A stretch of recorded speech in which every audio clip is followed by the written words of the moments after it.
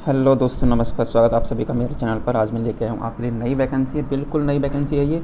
Recruitment for the paramedical post in Uttar Pradesh region. और ये vacancy कहाँ से है? तो ये वैकेंसी है कर्मचारी राज्य बीमा निगम, श्रम एवं रोजगार मंत्रालय, भारत सरकार से। ये एकदम सरकारी भर्ती है और उत्तर प्रदेश रीजन्स के लिए है। अगर इसमें डिटेल्स ऑफ वैकेंसी की बात करें तो इसमें डेंटल मैकेनिक्स के लिए है, ईसीजी टेक्नीशियंस के लिए है, junior radiographer, junior medical lab technologist, medical record assistant, ठीक है, ओटी असिस्टेंट, रेडियोग्राफर और सोशल गाइड के लिए इसमें वैकेंसी हैं। और अगर इसमें कितनी वैकेंसी है, कौन से पोस्ट के लिए कितनी कैटेगरी वाइज अगर आप वैकेंसी की बात करें तो आप डेंटल मैकेनिक्स के लिए अनरिजर्व्ड में 1 वैकेंसी है, ओबीसी में 1 वैकेंसी है, टोटल इसमें 2 पोस्ट हैं। ईसीजी टेक्नीशियन में टोटल 4 पोस्ट हैं, जूनियर रेडियोग्राफर में 14 पोस्ट हैं और जूनियर मेडिकल लैब टेक्नोलॉजिस्ट में 13 पोस्ट हैं। जूनियर मेडिकल लैब टेक्नोलॉजिस्ट की बात करें तो अनरिजर्व्ड में 6 पोस्ट हैं, एससी में 2 पोस्ट हैं, एसटी में कोई पोस्ट नहीं है, ओबीसी में 4 पोस्ट हैं, ईडब्ल्यूएस कैटेगरी के लिए 1 पोस्ट को रखा गया है। तो टोटल इस तरीके से 13 पोस्ट रखी गई हैं। अगली जो पोस्ट है वो है मेडिकल रिकॉर्ड असिस्टेंट, जिसमें अनरिजर्व्ड में 1 वैकेंसी है, टोटल 20 की 1 वैकेंसी है। और ओटी असिस्टेंट में 2 वैकेंसी हैं अनरिजर्व्ड में, ठीक है, और टोटल वैकेंसी है 5 इसकी। रेडियोग्राफर के 3 अनरिजर्व्ड में वैकेंसी है और टोटल हो जाएंगी इसकी 4 पोस्ट। सोशल गाइड के लिए इसमें 1 पोस्ट है अनरिजर्व्ड में और टोटल भी इसकी 1 ही पोस्ट है, ठीक है।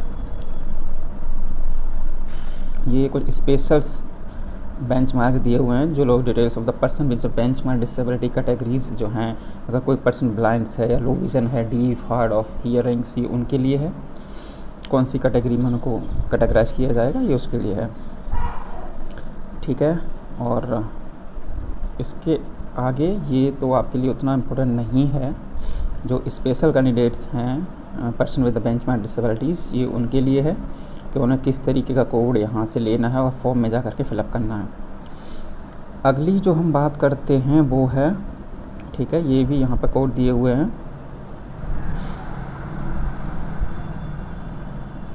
ठीक है। अगर इसेंशियल क्वालिफ़िकेशंस की बात करें, मोस्ट इम्पोर्टेंट है ये। आप कोई भी फॉर्म भरने से पहले इसेंशियल क्वालिफ़िकेशंस को देख लीजिए, आप उसके लायक हैं या नहीं हैं, तभी आप उस वैकेंसी के लिए क्वालिफाइड हो पाएंगे, ठीक है। तो यहाँ पर ईसीजी टेक्नीशियंस के लिए लेवल 4 की वैकेंसी है ये, जिसमें 25 से 500 से लेकर 81 से 100 तक इन्हें पे मैट्रिक्स है। एज लिमिट जो होनी चाहिए वो इसके लिए 18 से 25 साल एज होनी चाहिए, ठीक है।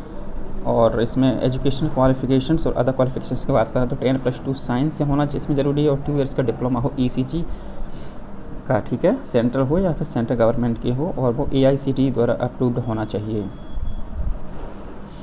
दूसरी भर्ती है मेडिकल रिकॉर्ड असिस्टेंट की, इसमें लेवल 2 है, 19,900 से 23,200 के लिए। इसमें भी इसेंशियल क्वालिफिकेशंस की बात करें तो 12th पास होना चाहिए, सर्टिफिकेट ऑफ मेडिकल रिकॉर्ड होना चाहिए, टाइपिंग स्पीड 35 वर्ड्स पर मिनट इंग्लिश में और 30 वर्ड्स पर मिनट हिंदी में होनी चाहिए कंप्यूटर पर, ठीक है।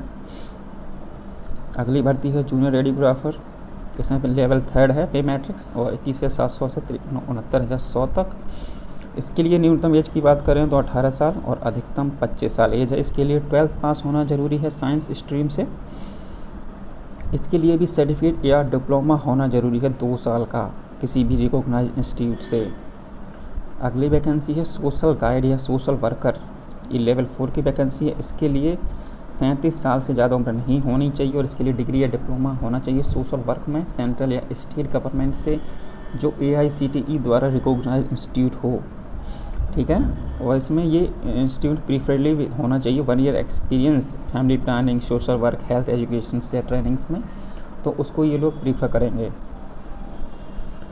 अगली भर्ती है ओटी असिस्टेंट की, लेवल 3 की वैकेंसी है ये। इसमें 32 साल से ज़्यादा का कैंडिडेट नहीं होना चाहिए, ठीक है। अगर आप गवर्नमेंट सर्वेंट हैं, एक्स एम्प्लॉयज़ हैं ईएसआईसी के, तो आपको 37 ईयर्स तक वो कंसीडर कर लेंगे। तो यहाँ पे जो एसेंशियल एजुकेशंस की बात करें तो सीनियर सेकेंडरी होना चाहिए 10+2 साइंस स्ट्रीम से या उसके समकक्ष योग्यता होनी चाहिए, और इसमें 1 ईयर का एक्सपीरियंस भी होना चाहिए किसी भी रिकॉग्नाइज्ड हॉस्पिटल से, ठीक है। अगली भर्ती है रेडियोग्राफर की, लेवल 5 की वैकेंसी है ये। इसमें मिनिमम एज 18 से 25 होनी चाहिए, ठीक है। और इसमें 12th पास होना ज़रूरी है, डिप्लोमा होना चाहिए रेडियोग्राफी में 2 साल का किसी भी रिकॉग्नाइज्ड इंस्टीट्यूट से, 1 ईयर का एक्सपीरियंस भी होना ज़रूरी है इसमें किसी भी रिकॉग्नाइज्ड हॉस्पिटल या मेडिकल इंस्टीट्यूट में। अगली भर्ती है जो मोस्ट इम्पोर्टेंट भर्ती है LT भाइयों के लिए, वो है junior medical lab technologist level 5 की वैकेंसी है ये। इसमें मिनिमम एज की बात करें तो 18 से 25 साल एज होनी चाहिए, ठीक है। रिलैक्सेबल है, जो एम्प्लॉयज़ जो है स्टेट इंश्योरेंस कॉर्पोरेशंस के अप टू 40 सालों तक उनको जो कंसीडर कर सकते हैं ग्रुप सी पोस्ट के लिए। इसके लिए 12th पास होना ज़रूरी है, और इसके अलावा diploma in medical lab technology भी होना ज़रूरी है। इसके अलावा 1 ईयर का एक्सपीरियंस भी होना ज़रूरी है, ठीक है। रिलेवेंट एक्सपीरियंस होना चाहिए, ज़रूरी नहीं है कि वो 100 बेडेड हॉस्पिटल में ही हो। यहाँ पर इन्होंने एक चीज़ इन्होंने मेंशन किया है कि, ठीक है, एक चीज़ उन्होंने यहाँ मेंशन किया है कि वो डिज़ायरेबल क्वालिफिकेशन जो मांग रहे हैं वो है bachelors degree in DML in medical lab technology, ठीक है। अगली भर्ती की बात करते हैं। अगली भर्ती है हमारी डेंटल मैकेनिक्स की लेवल 5 की वैकेंसी है। इसमें भी 18 से 25 साल तक के अभ्यर्थी फॉर्म को अप्लाई कर सकते हैं। अगर आप ESIC के एक्स एम्प्लॉयज़ हैं तो अप टू 40 ईयर्स तक आप इसमें अप्लाई कर सकते हैं। इसके लिए भी एसेंशियल क्वालिफिकेशंस जो है वो 10+2 होना चाहिए, 2 ईयर्स का डिप्लोमा होना चाहिए डेंटल काउंसिल में, और रजिस्टर्ड होना चाहिए डेंटल काउंसिल से, ठीक है। 2 years experience in the recognised relevant field होना ज़रूरी है, ठीक है।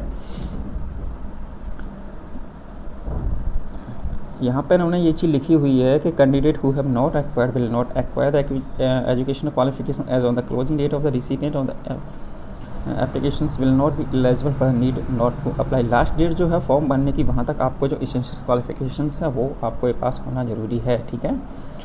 Experience gain after the completion of the requested educational qualification will not be considered.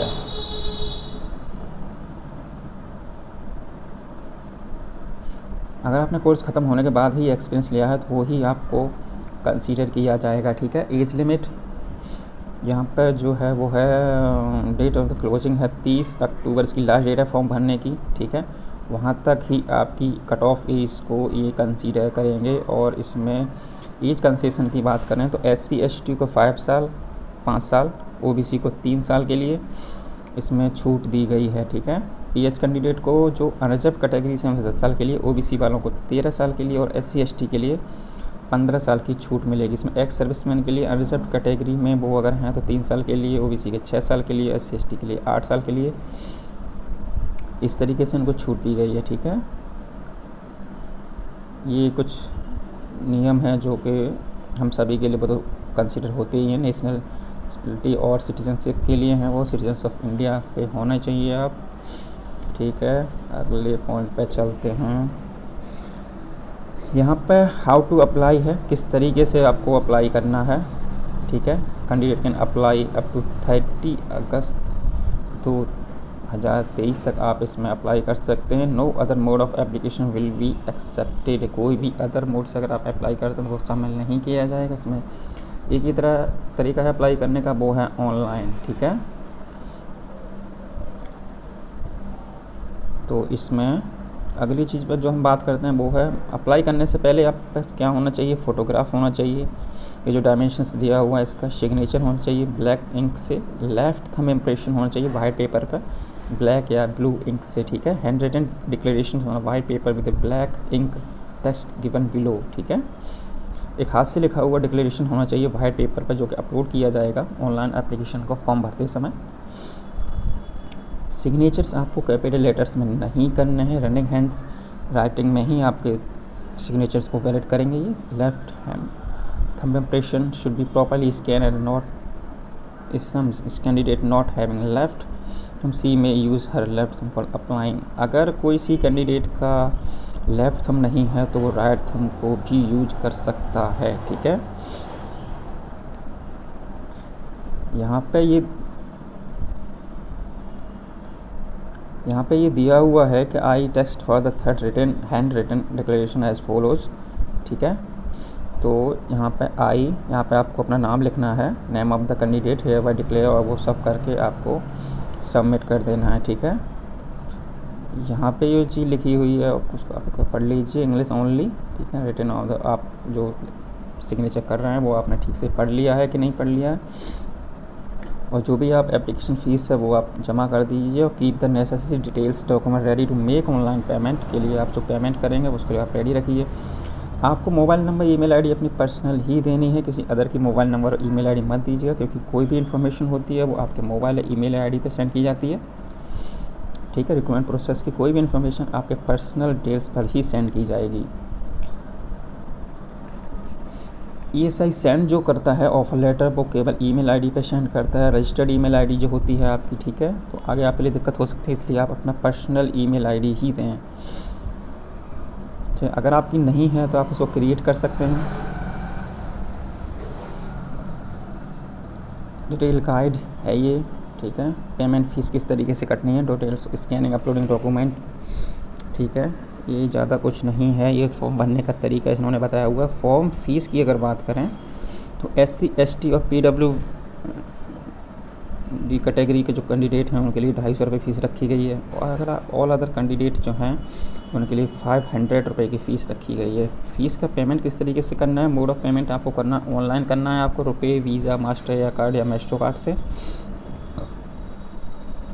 ठीक है, ये कुछ डिटेल्स दी हुई हैं, आप किस तरीके से करेंगे। जो भी आप फॉर्म भरें या फिर कोई भी आप पेमेंट कर दें तो उसकी आप PDF ज़रूर सेव करके रखिएगा। ये आपको डॉक्यूमेंट कुछ इसका स्कैन करके इसमें डॉक्यूमेंट लगेंगे, आपको फ़ोटोग्राफ होना चाहिए, किस साइज़ का होना चाहिए। ठीक है, सिग्नेचर आपके होने चाहिए, वो सब यहाँ बताया गया। लेफ्ट हम इम्प्रेशन बताया गया है यहाँ का। ठीक है, ठीक है, ठीक है। सेंटर ऑफ एग्जामिनेशंस,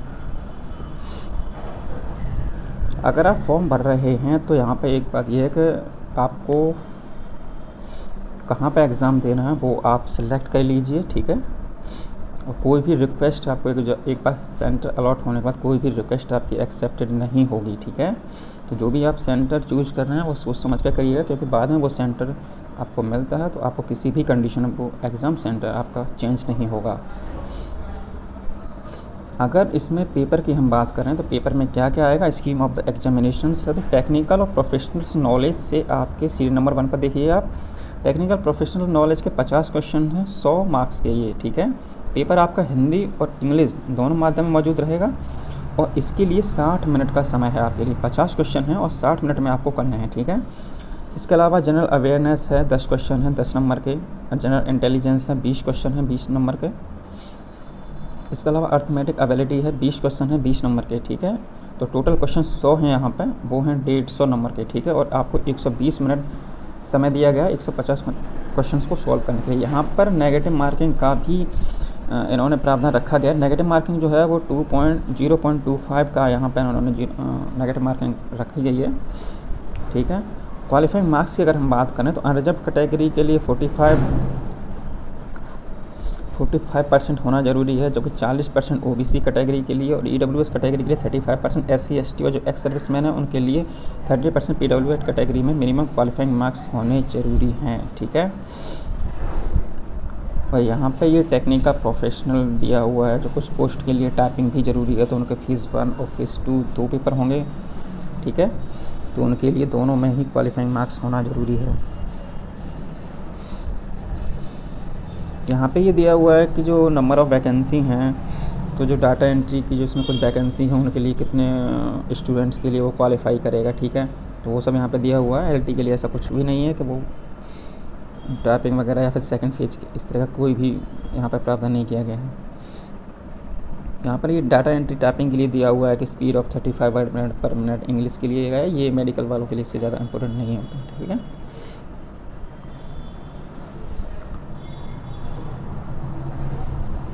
यहाँ पे जो पोस्ट के लिए एग्ज़ाम हो रहा है वो फर्स्ट फेज़ की एग्ज़ामिनेशन को परफॉर्मेंस बेस पर फर्स्ट फेज़ की ही आपको मेरिट बनेगी, और जहाँ पर सेकंड फेज़ है वहाँ पर सेकंड फेज़ दोनों ही क्वालिफाइंग होना चाहिए, और दोनों की फेज़ कंप्लीट होने के बाद ही आपको मेरिट बनेगी। ठीक है, उसके बाद ही आपका सिलेक्शन होगा। यहाँ पे ये कुछ इंपॉर्टेंट नोट्स दिए हुए हैं। ये इम्पोर्टेंट कुछ इंस्ट्रक्शंस हैं कैंडिडेट्स के लिए जो बहुत ज़्यादा इम्पोर्टेंट नहीं हैं। आप अगर फॉर्म भर रहे हैं तो इस वेबसाइट से फॉर्म भरिएगा। ठीक है,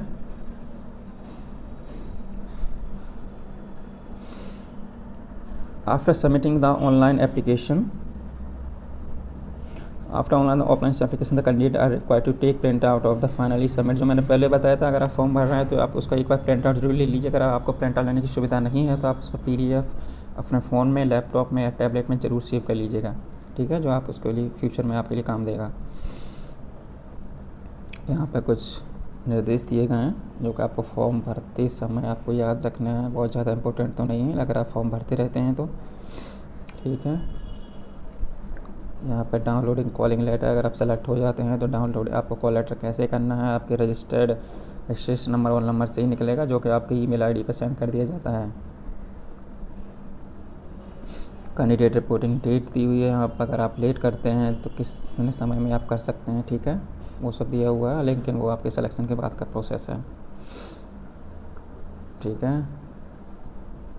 अगर आप एग्जामिनेशन सेंटर पर जाते हैं तो राशन कार्ड और आपका लर्निंग ड्राइविंग लाइसेंस को ID प्रूफ वो कंसीडर नहीं करेंगे, वो चीज़ यहाँ पर लिखी हुई है, ठीक है। बाकी और सब लिखा हुआ है, बाकी दिशा निर्देश इतने ज़्यादा इम्पोर्टेंट नहीं हैं, ठीक है।